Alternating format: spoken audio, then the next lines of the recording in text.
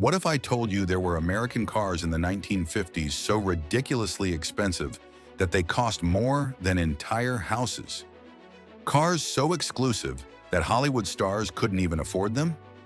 Today, I'm revealing the 10 most financially devastating luxury automobiles that literally bankrupted their wealthy owners, and why they're worth millions today. You're about to discover the shocking truth about America's most elite automobiles. Vehicles so expensive, they made Rolls-Royce look like budget cars. We're talking about machines that cost the equivalent of $125,000 in today's money in 1957. Some of these cars were so exclusive that fewer people own them than live in a small town. And here's the controversial part. While their original owners went broke showing off, today's collectors are making fortunes.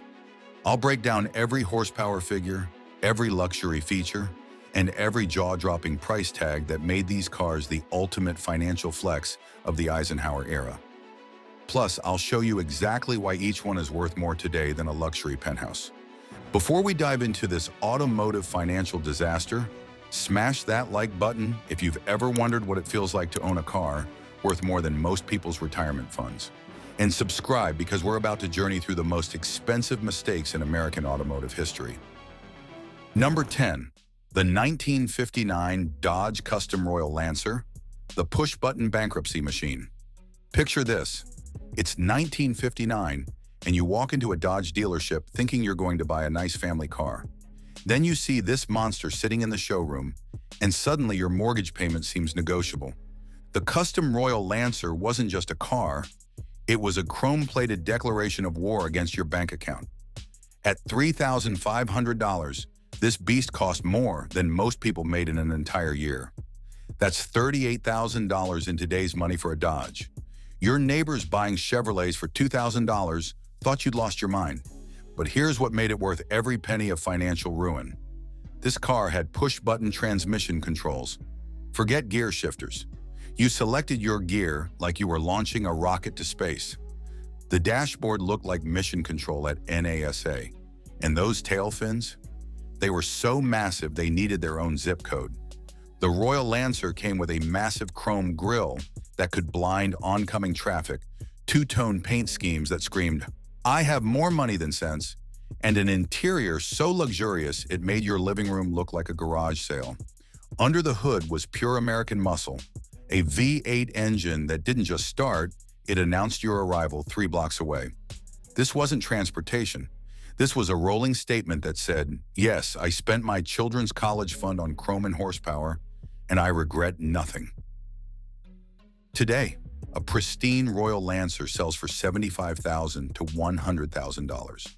Those financially irresponsible buyers from 1959, their grandkids are laughing all the way to the bank. Number 9. The 1957 Dodge Adventurer, the handcrafted heartbreaker. If the Royal Lancer was expensive, the 1957 Adventurer was absolutely criminal.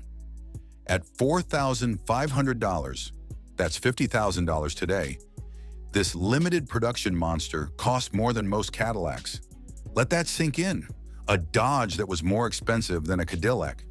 But Dodge wasn't playing games. They built the Adventurer with one goal: to prove that American engineering could create something so perfect, so powerful, so absolutely stunning that price became irrelevant. Every single Adventurer was assembled with near handcrafted attention. We're talking about a 345 cubic inch Hemi 58 engine producing exactly 345 horsepower, 1 horsepower per cubic inch. That wasn't coincidence. That was mathematical poetry written in steel and chrome. The two-tone paint combinations were so bold they made other cars look invisible. White and gold, black and silver. These weren't just color schemes, they were artistic statements. The interior featured gold accents and a dashboard that looked like it belonged in a luxury yacht, not a car. Here's the crazy part. Dodge positioned this car to compete directly with luxury giants, and it won. The Adventurer didn't just match the performance of cars costing twice as much, it embarrassed them. 0 to 60 in under 8 seconds, when most luxury cars took 12. Original owners who bought these thinking they were making a smart investment, they were right. Today, a perfect adventurer sells for $150,000 to $200,000. That's a 300% return on investment over 65 years. Number 8, the 1957 Chrysler 300C, the gentleman's nuclear weapon. The 1957 Chrysler 300C was what happened when engineers asked, what if we put a race car engine in a luxury sedan and pretended it was civilized? The result was automotive schizophrenia at its finest. And at $4,900, it was schizophrenia that cost you $55,000 in today's money. This wasn't just another expensive car. Many automotive historians consider the 300C the first true American muscle car. But unlike the wild stallions that would follow, the 300C was a wolf in sheep's clothing. Sophisticated, refined, and absolutely deadly. Under that elegant hood lived a 392 cubic inch Hemi V8, producing 375 horsepower. In 1957, that was enough power to embarrass European sports cars costing 3 times as much. This car could cruise to your country club at 30 miles per hour, then destroy a quarter-mile track in 14 seconds flat. The interior was pure refinement, thick leather, metal-accented panels, and a dashboard that wrapped around you like a private jet cockpit. Power seats, push-button radio, automatic transmission, features that wouldn't become standard until the 1970s. But here's what made the 300C special. It came fully loaded from the factory. While other manufacturers nickeled and dimed you with options, Chrysler said, "You're paying $5,000? You're getting everything." Those signature tail fins weren't just for show. They were aerodynamic elements that actually improved high-speed stability. This car was engineered for performance, not just posing. Today, a pristine 300C commands $80,000 to $120,000 at auction. Original owners who bought these for weekend country drives accidentally invested in automotive gold.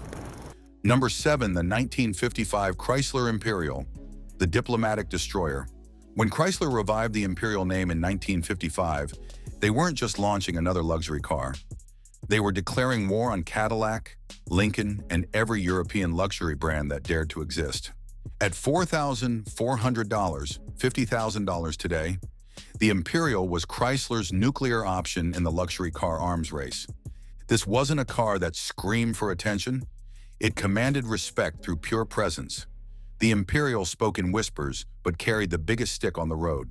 Its commanding body, long lines, and carefully measured chrome made other luxury cars look like they were trying too hard. Inside was pure automotive royalty: backlit dashboards, power seats, automatic clock, power steering, climate control, technology that made other luxury cars feel primitive. This was 1955, remember? Most cars didn't even have power steering, and the Imperial had climate control. Under the hood was a 331 cubic inch Hemi V8, producing 250 horsepower. This car didn't race. It moved with the poise of a king reviewing his troops. The asphalt didn't just support the Imperial, it bowed before it. But here's where it gets insane.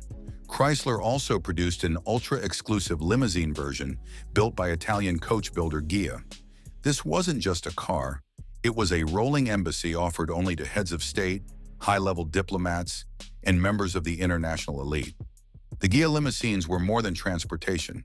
They were declarations of power. Seeing one meant you were in the presence of someone who shaped world events over breakfast. Today, a standard Imperial sells for $40,000 to $60,000. But those Ghia limousines, they're priceless pieces of diplomatic history worth $300,000 or more. Number 6, the 1953 Buick Skylark, the Golden Anniversary Goldmine. 1953 marked Buick's 50th anniversary, and they celebrated by creating something that would make their competitors weep with envy.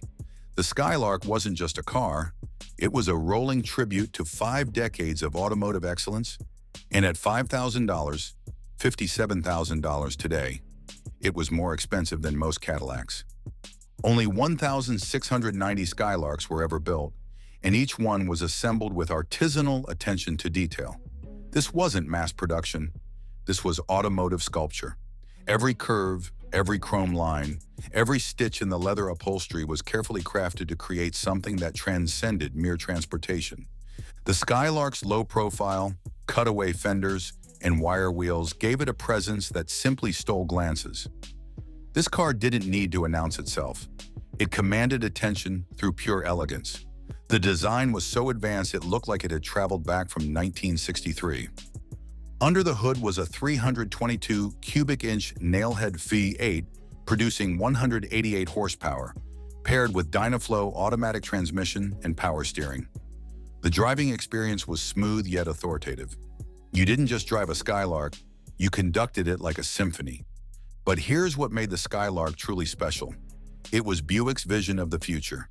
Every design element, every technological feature was a preview of where American luxury was heading. Buyers weren't just purchasing a car, they were investing in tomorrow. The original $5,000 price tag was more than many people's annual salary. Neighbors thought Skylark owners had lost their minds. Today, those crazy buyers look like financial geniuses. Pristine Skylarks sell for $150,000 to $200,000. That's a 3,000% return on investment. Not bad for a frivolous purchase. Number 5. The 1953 Oldsmobile Fiesta, the unicorn that broke banks. If you think modern limited editions are exclusive, let me introduce you to the 1953 Oldsmobile Fiesta, a car so rare that only 458 people in the entire world could own one. At $5,715, $65,000 plus dollars today, it was more expensive than several Cadillac models and cost more than most people's houses. The Fiesta wasn't just rare, it was General Motors' experiment in absolute luxury. Every single unit was a convertible, and every single one was built like a piece of jewelry. This was Oldsmobile asking, what if money was no object and we built the perfect car? From the first glance, the Fiesta was mesmerizing. Its robust body and excessive chrome detailing made other cars look unfinished. The front-end design didn't just say, look at me, it commanded worship from every other vehicle on the road. The interior was as luxurious as a high society lounge. Premium upholstery, electric controls, and detailing that today is only found in ultra-luxury vehicles, costing $300,000 or more. This was 1953 technology that wouldn't become mainstream until the 1970s. But here's the crazy part. The Fiesta was introduced at GM's Motorama as a rolling laboratory of aesthetic innovation. It was never meant for mass production. It was a concept car that accidentally became real. Every buyer was essentially purchasing a piece of automotive history. The influence was immediate. The Fiesta's silhouette inspired other convertibles throughout the decade, and its presence at car shows was legendary. This wasn't just a car, it was a celebrity that happened to have 4 wheels. Today, finding a Fiesta is like discovering a unicorn. When one appears at auction, collectors know they're looking at a true American treasure.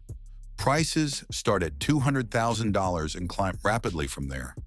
Number 4, the 1956 Packard Caribbean, the beautiful goodbye. The 1956 Packard Caribbean was automotive poetry written in steel and chrome, the elegant farewell of one of America's most respected luxury brands. At $5,932, $67,000 today, it was expensive enough to make grown men weep, but beautiful enough to make the tears worthwhile. This wasn't just a car, it was a swan song performed by masters who knew they were creating their final masterpiece. Only 276 Caribbeans were ever built, and each one was a rolling jewel that seemed to know it was marking the end of a golden era. The Caribbean's 2-tone and 3-tone paint schemes combined colors in ways that were bold yet refined. Gold-plated accents enhanced the body and made it clear this wasn't just any automobile. This was automotive aristocracy saying goodbye in style. Inside was pure luxury. Power seats with multi-directional adjustment, padded leather upholstery, air conditioning, and a full electric system. At a time when many cars didn't offer power steering, the Caribbean felt like a ship from the future. The 374 cubic inch V8 engine produced 310 horsepower, mated to twin Ultramatic automatic transmission. The self-leveling rear suspension system gave the sensation of floating over pavement. This car didn't drive, it glided. But here's what made the Caribbean truly special. It represented the end of an era. Packard had been building luxury cars since 1899, and the Caribbean was their final statement. Every buyer knew they were purchasing a piece of automotive history. Original owners paid $6,000 for what they thought was just a beautiful car. They accidentally bought a museum piece. Today, Caribbeans sell for $150,000 to $250,000. Not bad for a goodbye gift from a dying brand. Number 3. The 1959 Cadillac El Dorado Beeritz, the Rolling Palace. If there was ever a car that captured the bold, luxurious, and shamelessly flashy spirit of 1950s America, it was the 1959 El Dorado Beeritz. At $7,401, $75,000 plus today. This wasn't just a convertible, it was a rolling spectacle that made every other car look like it was apologizing for existing. Those iconic giant tail fins rising like sharp wings made the Beeritz an instant icon. This was the car of movie stars, oil tycoons, and anyone who didn't want to go unnoticed. Ever. The Beeritz didn't whisper, it performed Broadway shows in traffic. The interior was a mobile luxury lounge, premium leather upholstery, polished metal accents, automatic seeking radio, and electric controls everywhere. This wasn't just a car interior. It was a palace on wheels that happened to have a steering wheel. Under the hood was a 390 cubic inch V8 producing 345 horsepower paired with Hydra-matic automatic transmission. This setup offered power that was smooth, quiet, and absolutely devastating. The Beeritz didn't accelerate, it launched itself into the future. But here's what made the Beeritz legendary. It was strength and refinement working in perfect harmony. You could drive it to a country club meeting, then take it to a drag strip and embarrass sports cars costing twice as much. The $7,401 price tag positioned it as one of the most expensive cars in America. It wasn't a car just anyone could own. It was a symbol of success, power, and impeccable taste that happened to get 8 miles per gallon. Today, a pristine Beeritz commands $200,000 to $300,000 at auction. Those financially irresponsible buyers from 1959, their investment has appreciated 3,000%. Not bad for a car that was supposedly just for showing off. Number 2, the 1956 Lincoln Continental Mark II, America's $110,000 Rolls-Royce killer. When European aristocrats were smugly driving their Rolls-Royces and claiming Americans couldn't build proper luxury cars, Lincoln decided to deliver the most devastating response in automotive history. The Continental Mark II wasn't just expensive at $10,000, $110,000 plus today. It was a declaration of war against European snobbery. This car wasn't designed in haste or for mass production. It was crafted with obsessive attention to detail, built almost by hand like a rolling work of art. Each Mark II was a statement that America could build a car for the world's elite without borrowing from European heritage or apologizing for American style. The design was clean, elegant, without excessive chrome. It exuded wealth without shouting. While other American cars were covered in fins and flash, the Mark II spoke in whispers that commanded more respect than any scream. This was quiet dominance perfected. Inside was a symphony of high-quality leather, fine wood, and whisper-quiet controls. The Mark II wasn't about dazzling. It was about silent superiority. Sitting in one felt like occupying a throne that happened to have wheels. The 368 cubic inch V8 engine delivered 285 horsepower, paired with a 3-speed automatic transmission. It wasn't built to be the fastest, but to be the smoothest, the calmest, the most dignified. It glided down roads as if floating, offering a sensation of control that only history's greatest cars could deliver. But here's the shocking part. Fewer than 3,000 Mark IIs were ever built. Each one was aimed at a very specific type of buyer. People who didn't need to prove anything to anyone because they had already achieved everything. Presidents, movie moguls, oil barons. The Mark II was transportation for people who shaped the world. The $10,000 price tag was more than most people made in 3 years. Neighbors thought Mark that the second owners had completely lost touch with reality. Today, those out-of-touch buyers look like financial prophets. Pristine Mark IIs sell for $400,000 to $600,000. And finally, number 1, the 1957 Cadillac El Dorado Brougham, the $125,000 mobile mansion that destroyed fortunes. Ladies and gentlemen, we've reached the summit of 1950s automotive insanity. The 1957 Cadillac El Dorado Brougham wasn't just the most expensive American car of the decade. At $13,074, $125,000 plus dollars today, it was the most expensive car in the entire country. This wasn't transportation. This was financial suicide wrapped in brushed stainless steel. When Cadillac decided to build the Brougham, they threw restraint out the window and asked one simple question. What if we created the most luxurious car ever produced and price became completely irrelevant? The result was automotive excess that made Rolls-Royce look like a budget option. The Brougham had a brushed stainless steel roof, rear suicide doors, and body lines that looked sculpted by angels with engineering degrees. But the real show was in the details. Features so advanced they seemed like science fiction. Self-leveling air suspension, standard, air conditioning, of course. Magnetic exterior mirrors, obviously. But then Cadillac went completely insane. Automatic cigarette lighters, a built-in perfume atomizer, an electric razor, and even a cup and water dispenser. This car had amenities that wouldn't appear in other vehicles for decades. Every single Brougham was hand-built with obsessive attention to detail. Nothing was left to chance. The interior featured materials so luxurious, they made other luxury cars look like they were furnished from a garage sale. At its heart was a 365 cubic inch V8, producing 325 horsepower, paired with a 4-speed hydromatic automatic transmission. Driving it felt like flying over pavement.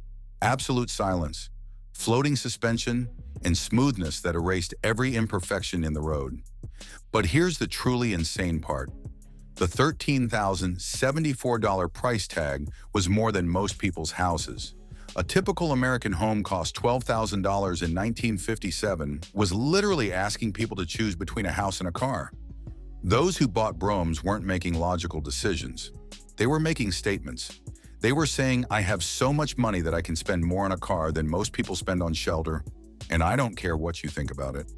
Today, those financially irresponsible Brougham buyers look like investment geniuses. Pristine examples sell for $800,000 to $1.2 million at auction. That's a 7,500% return on investment. The shocking truth about these financial disasters. Here's what nobody talks about. Every single person who bought these cars was called financially irresponsible. Neighbors whispered. Financial advisors had heart attacks. Family members staged interventions. But those irresponsible buyers accidentally made the greatest automotive investments in American history. While their neighbors bought sensible cars that are now scrap metal, these luxury car owners preserved rolling pieces of American art.